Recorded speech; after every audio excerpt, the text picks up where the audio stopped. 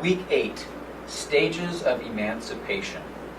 In this introduction video to our materials for this week, provide you a short overview of the theme, discuss shortly the articles that have been assigned, as well as your assignments. So first, our theme for this week is called Stages of Emancipation. When Abraham Lincoln signed the Emancipation Proclamation on January 1st, 1863, how does that information get disseminated to the people who need it most, right? To the slaves. Right? How do the slaves find out that Abraham Lincoln has freed them?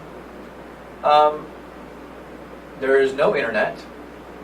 Newspapers are available, but newspapers only print the material that they want their readers. Well, sorry, this is a skeptical view, but they have editors have a decision of what to publish and what not to publish.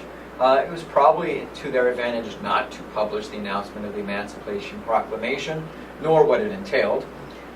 It certainly isn't to the advantage of plantation owners or slave owners to tell their slaves about what Abraham Lincoln had just signed and what that meant for them. Right, we are in the midst of war, and so there's information here that needs to be disseminated, that gets to Washington to those who needs to know. But all along that route, there is opposition to that information. So how does that information spread? And I think that is the question that I want us to consider this week. What is that process? That process of word of mouth. How does one person find out? How do they make that information known to others when it is to their physical best interest, right? To their safety perhaps, to never be caught with that information. They knew, these slaves knew that when they learned about the Emancipation Proclamation, they knew that safety lay across the border. If they could escape and make it safely all the way to the north, or find themselves in the company of Union soldiers, they knew that technically they were free. But taking that information and making it a reality is a far more difficult process than I think we spend the time to think about. Imagine yourself getting word today that if you just make it to New Hampshire, there's $1 million waiting for you.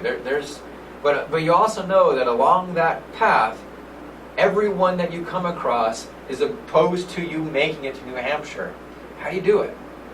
Right? Do you try? And what do you do about all of your family members who are still in the South? What do you do with the children that were taken from you? About your husband who was taken and sent into New Orleans? What do you do about your feeble mother who would never survive that trip? Do you leave and make a life for yourself and wish the best upon those that you love the most? Or do you try to help them? Or do you take that information and say, well, that's good to know. Now is not the right time. So that is the backdrop to this week. Stages of emancipation. Emancipation in the North happened overnight. But for the slaves, it happened in stages. And that's what I want us to focus on this week. The readings will describe the process of self-emancipation. It will discuss the Emancipation Proclamation, the work of Abraham Lincoln to get that information out, the work that went into and the politics that went into crafting it, and finally this idea of the search for family after emancipation, an idea that in recent months have received greater attention.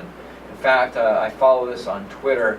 There's been some fascinating developments as people have identified that information of freed slaves putting up essentially what do we call them?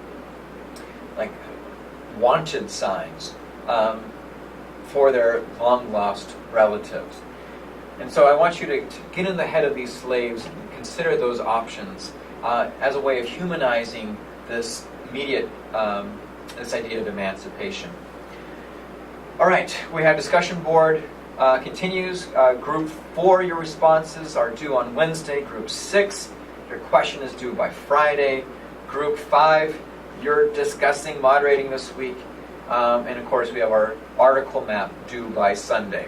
All right, good luck this week. Email me with your questions.